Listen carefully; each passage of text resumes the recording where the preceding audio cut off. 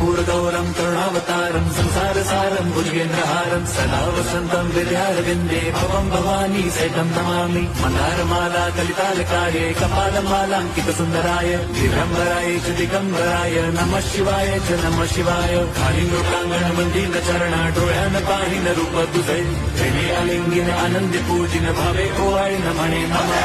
त्वमेव माता पिता त्वमेव बन्धुश्च सखा त्वमेव विद्याधरणं त्वमेव सर्वं मम देवदेव। कायेन वाचा मनसेन्द्रियैर्वा बुद्ध्यात्मना वा प्रकृति स्वभावात् करोमि यद्यत् सकलं परस्मै नारायणायेति समर्पयामि। अच्युतं केशवं राम नारायणं कृष्णदामोदरं वासुदेवं हरिं श्रीधरं माधवं गोपिका वल्लभं जानकीनायकं रामचन्द्रं भजे। हरे राम राम राम हरे हरे हरे कृष्ण हरे